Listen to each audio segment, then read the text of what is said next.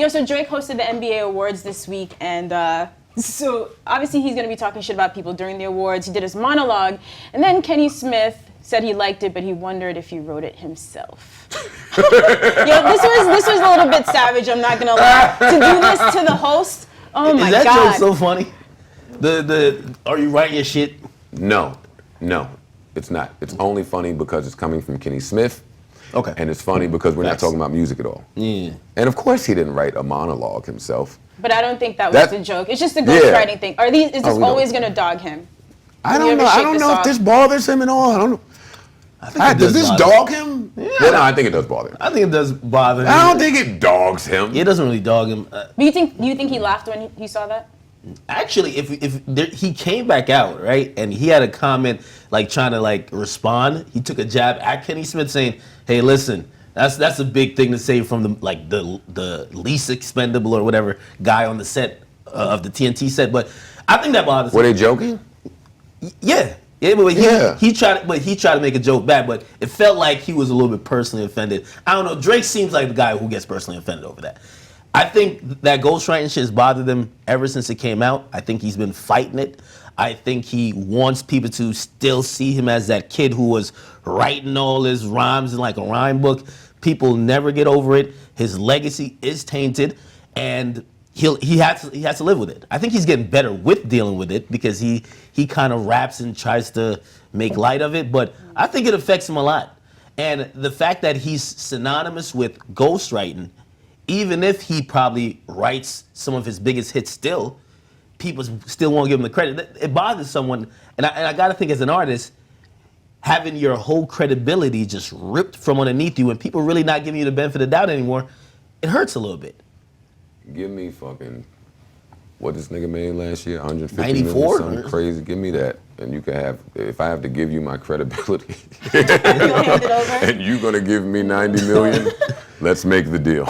Let's make the deal. I agree with you, Drake is sensitive, so I do think that this stuff has bothered him at some point. It shouldn't really affect him too much now. I mean, it's over. It's over. There's no rules, there's no boundaries. He's not losing fans because of it. His fans are not viewing him differently because of it. I mean... You think all fans feel the same way? Some people say that younger fans don't. He'll never be the best rapper. Like when we think about people who could rap, he'll never be in that conversation. That's okay. That's okay, but not when you aspire to be there. It's kind of like telling LeBron, and I hate to use the Drake-LeBron comparison, but it's like telling LeBron, hey, listen, man, no need to try no more. You'll never be near Michael, even though that might be true. You'll never be considered even in the same conversation as Michael. You know what's funny? All of the niggas... Because you know he's rich already. All of the niggas that do phenomenal numbers, yeah, most of them still want to be... They want to hop the fence and be awarded for their fucking artistic integrity and their bars and all this other shit. And some of the niggas with the bars, you know, it's vice versa. They want all the acclaim. Is Drake still in that boat? But I'm sure he wants to be. All the work he's put in, I'm sure that's what he was aiming for. The acclaim for his bars and his artistic. Outside of 2 or 3, at most 5 times since that Meek beef, I haven't really heard Drake say more than 5 things about I'm the best rapper in the world. I haven't heard it. You're not gonna hear it as much when you get exposed, but I'm pretty sure he still feels like, hey, if I get that out of people's heads, I'm gonna be popping my shit back again. That's why when you hear him on a song like "Do Not Disturb," he's kind of popping the shit. 4 p.m. in Calabasas, like he's popping the shit. He just won't make that claim as quickly as he would normally because egg is on his face. I don't know if egg is on his face. How could egg be on Drake's face? Honestly. No, we're not skipping this. Okay, shit. no. We said skipping. I'm just saying, I'm surprised at your stance because when it first happened, I feel like there were a divide. Some fans were like, I don't care, Drake is Drake, I love him.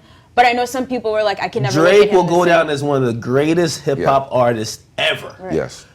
But I think if you follow his career and like even just how he's spoken about hip-hop, he kind of respects the penmanship, the people who really pen bars and the lyricists. He always wanted to be in that lane and be pop as well. When they just completely push him like, nigga, you pop, you the pop rapper guy. Of course, the success, the money, and all that is amazing, but you got to get a little bit salty. Like, hey, listen, man, I kind of wanted to be that.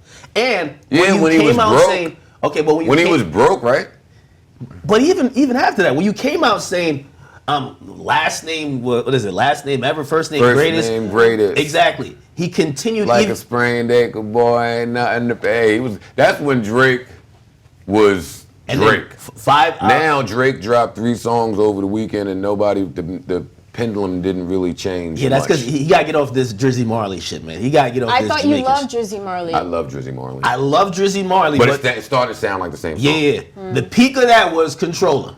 And the peak of this kind of like Afrobeat stuff was One Dance. One Dance. No, that's what I'm saying. So you have Control for Dancehall, Afrobeat is One Dance. Everything else. I love Passion Fruit still. Sorry. Is Passion Fruit Drizzy Marley or just... Listen, anytime one of them beats come on that sound like one of them beats, and then he come on telling us how he don't have any friends, I love it. Wait, I wasn't trying to be funny. Okay. No, for real, because that's not the beat that he should be telling us he don't have friends on. That's why that song is amazing to me. I don't know why you don't like Passion Fruit. You don't? I do not know who is my friend. You don't know who his friends are. How you dancing to being depressed? Drake is the illest nigga in the world, man. I'm a huge fan. 40's the man. I know I dissed him all last summer, but I love Drake, man. I don't care that he don't write.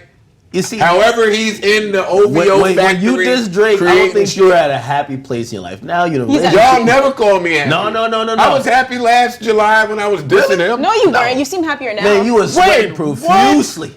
Come on. Sweating? Wait. What are you talking about? I seen clips of you talking about Drake, man, and you're drenched in sweat. Did you see any veins? Was he red? There was like 15 Where's veins popping out of his board? You know what's funny? You know what's funny about that though? Damn, my memory is bad. How I just said, you know what's funny about that? Yeah. And forgot. What did you just say? I said you were sweating profusely, man. Veins popping out. All right, that's a little me throwing the sauce. A little sauce on it for the podcast, number one. Number two, now that you guys work with me, I do sweat. I sweat a lot. Okay. So that was a little sauce on it. But what I'm saying is over time, this ghostwriting shit may have affected him a lot more when the Meek Drake shit was going on. If it does now, then he needs to do some work. He needs to do some work internally. It should not continue to affect him the way that it did before.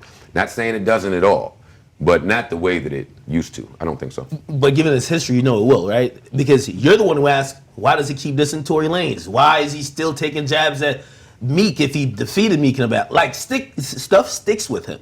So having his legacy tainted, that's just gonna bother him forever. I don't think. That's why I think he even named this thing the Revenge Tour. He feels like niggas have done him wrong. He'll never get over that shit. And you are right. He probably has to do some internal soul searching or some shit. But the Revenge Tour. You guys think this is gonna be a conversation in 10 years? I'm Are shocked fans this even is gonna care? still a conversation now. I think everybody has accepted the fact that Drake creates music differently. He's one of the greatest performers that we have. I don't care. I don't know how he comes up with it, but he's performing the music and we are enjoying it. So I don't think this is a conversation in 10 years. I'm mad that we still have it now. What were you saying about him last year? Everything. Okay. I tore everything. that nigga up last year. I tore that nigga up last year. Yeah, you did a complete 360 though. Like I think, or not 360, but I think you're like, all right, I'm over it. Okay, you don't write. I'm over it. Is it just that your mememory's that bad? You don't even remember how? No, I remember you expressing a lot of disappointment in him not writing. I had enough with views. No, I had enough. So views was like I'm not. Drake is one of the people I've rushed to get every Drake project up until whatever project that was. I ain't need to hear nothing. You ain't need to drop a single. I'm just going to get it. Views was enough. I don't need to hear you at the Cheesecake Factory telling me about an argument. You have so many problems. He has so many problems with that line. Like that.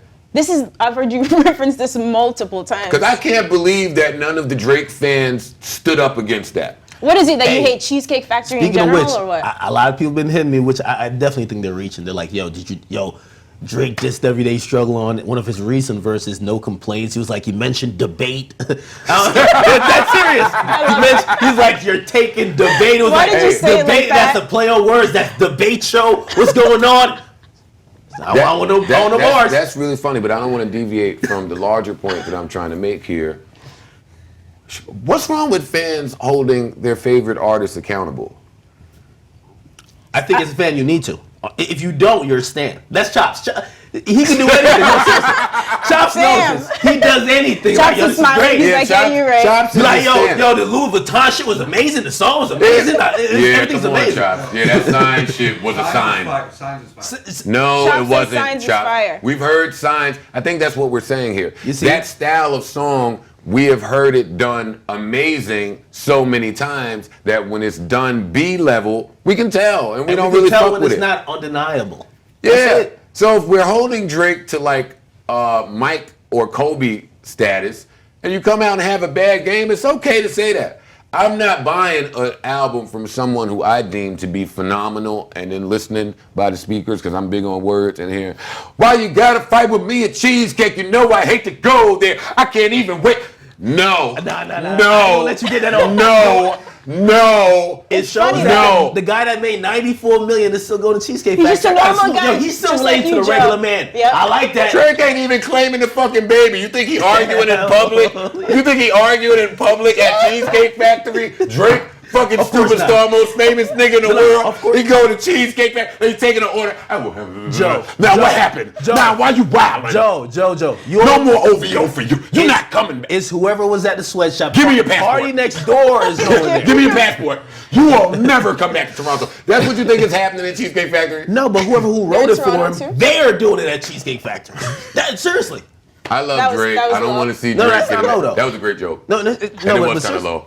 And Drake is going to fuck you up. Yeah. But And outside of that, I'm all for this. I support Drake. I don't care who's writing the shit. I would like Yo, another. wait, hold up, man. That Migos shit got this guy saying he loves everybody. He loves Kodak. He loves Drake. I don't love Migos. I don't love Kodak. I don't love Yachty. Who else don't I Have love? you been texting with Slim Jimmy or what? You guys That's my gonna guy. you guys Slim. gonna go to brunch That's together? my nigga. That's my nigga. Switch up. That's my guy. Slim. Jimmy's my guy. You're more than welcome, Slim Jimmy. You got a home right here. Hey, yo, I ain't gonna lie. I want a groupie from one of these Ray Sherman niggas, man. They got a lot of groupies online, man.